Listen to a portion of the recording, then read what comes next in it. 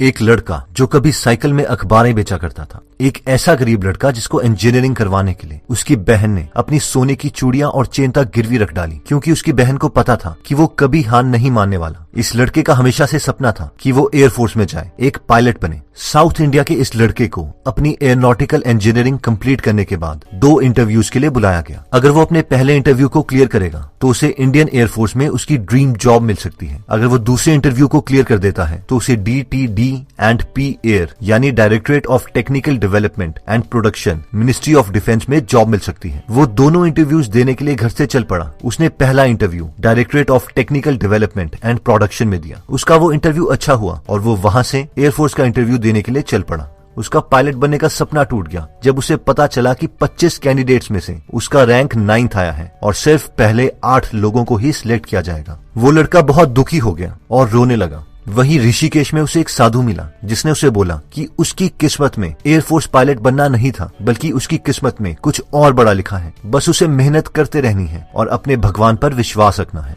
मुझे उम्मीद है कि आपको पता होगा कि मैं किस लड़के के बारे में बात कर रहा हूँ। जी हाँ, ये कहानी है डॉक्टर APJ अब्दुल कलाम की, जो एक पायलट बनना चाहते थे लेकिन नहीं बन पाए, बल्कि वो इससे भी कहीं ज्यादा बड़े इंसान बने, जिनके अंडर पूरी इंडियन एयरफोर्स, इंडियन नेवी और इंडियन आर्मी थी। वो इंडिया के 11th प्रेसिडेंट बने। इतना ही नहीं, उन्हें 21 अवार्ड से सम्मानित किया गया था, जिसमें शामिल थे पद्म भूषण, पद्म विभूषण, भारत रत्न, रामानुजन अवार्ड और हुवर्स मेडल। इतना ही नहीं, 74 साल की उम्र में उन्होंने अपने बचपन का सपना भी पूरा किया, Sukhoi 30 MKI fighter jet plane में फ्लाई करके। अब हम में से कई लोग बोलेंगे, हाँ सर हमें पता है कलाम सर के बारे में, लेकिन हमारी टेंशन अलग है, हमें ये प्रॉब्लम है, हमें वो प्रॉब्लम है। तो मैं आपको बता देता हूँ कि आपको नहीं पता। क्या हमने 8 साल की उम्र में न्यूज़पेपर बेचे थे? नहीं, लेकिन अब्दुल कलाम सर ने बेचे थे। क्या हमारे फादर लकड़ी की बोट चलाते थे अपने घर का पेट पालने के लिए? नहीं, लेकिन अब्दुल कलाम सर के फादर चलाते थे। क्या बचपन में हमें चावल, प्याज या सिगरेट बेचनी पड़ी? नहीं, लेकिन अब्दुल कलाम सर ने बेची। इन सब महान लोगों की स्टोरी से हमें एक सबसे बड़ी सीख मिलती है कि ये सब लोग इसीलिए सक्सेसफुल नहीं हुए क्योंकि इनके पास कोई प्रॉब्लम नहीं थी, बल्कि ये इसीलिए सक्सेसफुल हुए क्योंकि इनके पास इतनी ज्यादा प्रॉब्लम्स थी और ये उन्हें करेज के साथ सॉल्व करते रहे, और इसलिए ये इतने स्ट्रांग बन गए कि लाइफ की बाकी प्रॉब्लम्स को लाइफ का हिस्सा मानने लग गए। अब सवाल ये आता है कि जब सच में हमें कोई बहुत ही डिफिकल्ट सिचुएशन फेस करनी पड़े तो हम क्या कर सकते हैं? क्या इसके लिए कुछ टेक्निक्स हैं? तो इसके लिए मैं आपके साथ कुछ टिप्स शेयर करूंगा डेल कार्नेगी की book how to stop worrying and start living से। सबसे पहली टेक्निक कहती है कि live in day tight compartment.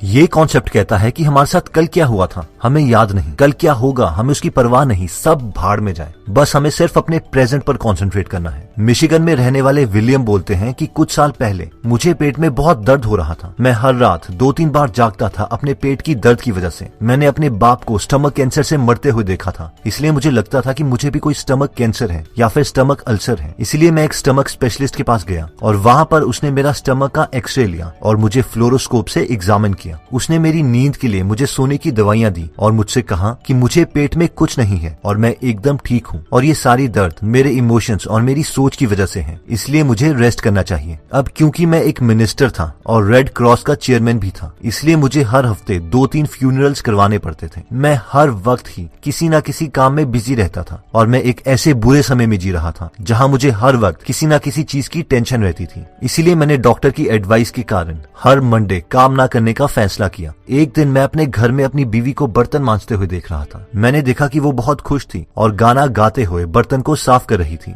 हमारी शादी को 18 साल हो गए थे और उसने ही हर वक्त के बर्तन मांजे थे। उस वक्त मैंने सोचा कि जिस वक्त हमारी शादी हुई थी, अगर उस वक्त मेरी बीबी ने फ्यूचर में देखने की कोशिश की होती और ये सोचा होता कि उसे अगले 18 साल के तीनों वक्त के बर्तन मांजने हैं, तो वो तो शायद मुझसे शादी भी नहीं करती। अगर 18 साल के बर्तनों को वो एक साथ इमेजिन करती तो वो तो डर जाती, और ये ख्याल तो किसी भी औरत को डरा सकता है। तब मुझे समझ आया कि मेरी बीवी को कोई भी टेंशन इसीलिए नहीं है क्योंकि उसके पास जितने भी बर्तन होते हैं वो बस उन्हीं के बारे में सोचती है। कल कितने बर्तन धोने हैं या बीते हुए कल कितने बर्तन धोए, इनके बारे में वो कभी नहीं सोचती। बस सिर्फ उसी दिन पर प्रेजेंट पे कंसंट्रेट करती है और उसे एंजॉय करती है। उस वक्त से मैंने भी सोचा कि मैं सिर्फ आज के बारे में सोचूंगा, और तब से मुझे कोई पेट दर्द नहीं है, मुझे पूरी नींद भी आती है और मैं अपने हर दिन को पूरी मस्ती के साथ जीने की कोशिश करता हूँ। अपनी बीवी की तरह मैं भी फ्यूचर में धोने वाले बर्तनों के बारे में नहीं सोचता जो अभी तक गंदे हुए ही नहीं।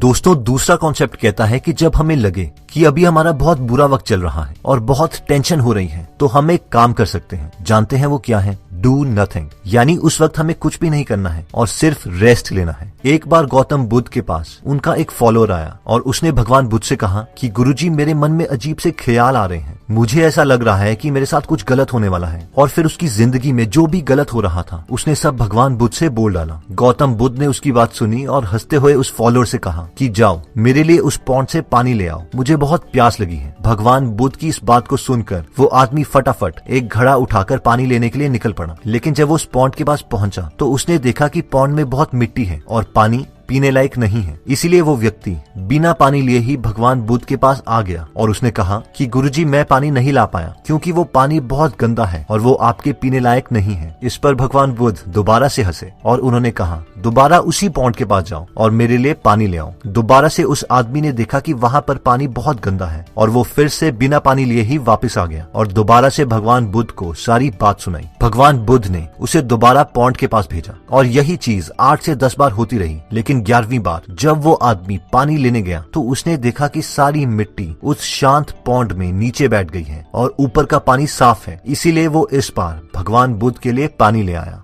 इस पर भगवान बुद्ध ने कहा कि देखा, जिस तरह से वो मिट्टी वाला पानी शांत रहने से साफ हो गया, उसी प्रकार अगर हम भी कठिन परिस्थितियों में बुरे वक्त में शांत रहें तो वो बुरा वक्त अपने आप निकल जाता है। दोस्तों, कई बार ऐसी मुश्किल सिचुएशंस आती हैं कि हम चाहते हुए भी कुछ नहीं कर सकते। इसीलिए उस वक्त हमारे लिए यही सही रहेगा कि हम शांत रहें और उस टाइम को बस किसी तरह पास होने दें और टाइम के साथ साथ सब ठीक हो जाएगा।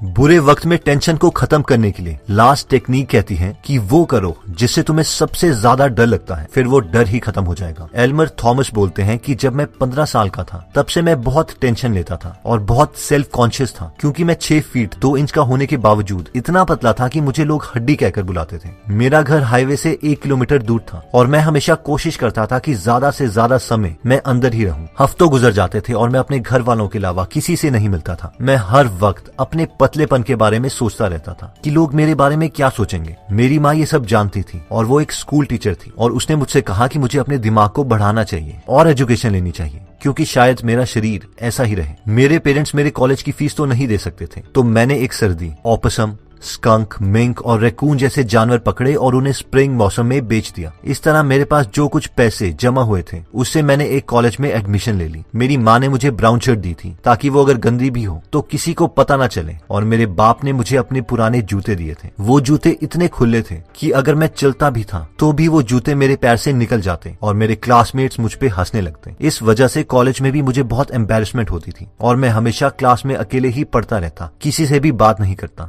लेकिन 1-2 साल के बाद 4 ऐसी चीजें हुई जिसने मेरा कॉन्फिडेंस बढ़ा दिया। पहली चीज ये हुई कि मैंने एक एग्जाम दिया था और वो क्लियर हो गया, जिसकी मदद से मैं कंट्री पब्लिक स्कूल्स में पढ़ा सकता था। इससे पहली बार मुझे लगा कि मेरी माँ के अलावा भी मुझ पर कोई भरोसा करता है। दूसरी चीज ये हुई कि हैप्पी हॉलो नाम के एक फेमस स्कूल ने मुझे नौकरी ऑफर करी जिसमें मुझे हर महीने $40 मिलने थे। इसने भी मेरा कॉन्फिडेंस बढ़ाया और मुझे दोबारा लगा कि कोई मुझ पर भरोसा करता है। जब मुझे पहली सैलरी का चेक मिला तो मैंने अपनी लाइफ में पहली बार प्रॉपर फिटिंग वाले कपड़े लिए और उन कपड़ों में मैं भी और स्टूडेंट्स की तरह दिख रहा था और मुझे शर्म नहीं आ रही थी। इस तीसरी चीज ने भी मेरा कॉन्फिडेंस बढ़ाया। मुझे हमेशा से पब्लिक स्पीकिंग से डर लगता था क्योंकि मैंने कभी दोस्त तक नहीं बनाए थे, लेकिन मेरी माँ ने मुझे कन्विंस किया कि मैं फेयर में हो रहे पब्लिक स्पीकिंग कंटेस्ट में पार्ट लूं। मुझे ना चाहते हुए भी इस कंटेस्ट में पार्ट लेना पड़ा क्योंकि मैं अपनी माँ का दिल नहीं तोड़ना चाहता था। इसीलिए मैंने the fine and liberal arts of America पे बोलने का फैसला लिया। सच बोलूं तो मुझे ये भी नहीं पता था कि लिबरल आर्ट्स होते क्या हैं, लेकिन मैंने खूब मेहनत करी ताकि बाकी लोगों की तरह मैं भी अपना टॉपिक रिप्रेजेंट कर सकूं। और मैंने इतनी बार प्रैक्टिस की कि इस टॉपिक को पेड़ के सामने, इवन गाय के सामने भी बहुत बार बोला।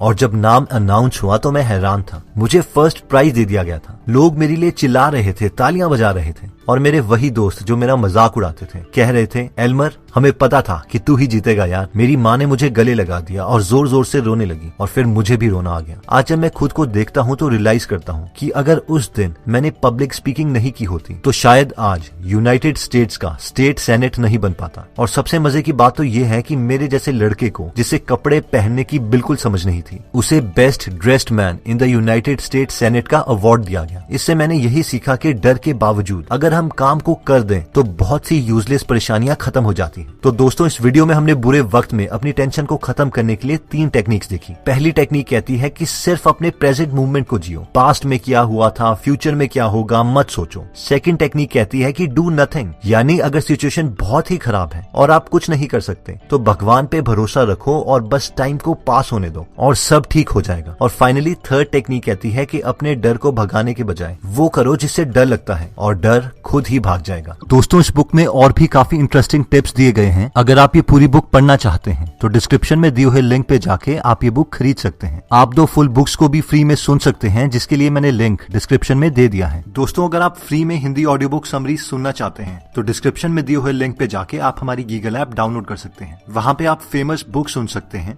जैसे कि the miracle morning, you can and you will, how to make friends and influence people, E myth revisited, 0 to 1, Chanakya Niti, the one thing, power of habit, wings of fire, the monk who sold his Ferrari and many more. और हर हफ्ते इस app में हम एक नई audio book summary डालते हैं। दोस्तों, कमेंट सेक्शन में आप बता सकते हैं कि आप नेक्स्ट वीडियो किस टॉपिक पर चाहते हैं, ताकि हमें भी फीडबैक मिले और उसी टॉपिक्स को हम कवर करें। इस चैनल को जरूर सब्सक्राइब कर लीजिए और बेल का बटन दबा दीजिए ताकि आप ऐसी नॉलेजेबल वीडियोस कभी मिस ना करें। और इस वीडियो को लाइक जरूर कीजिएगा ताकि हमारा कॉन्फिडेंस बढ़े।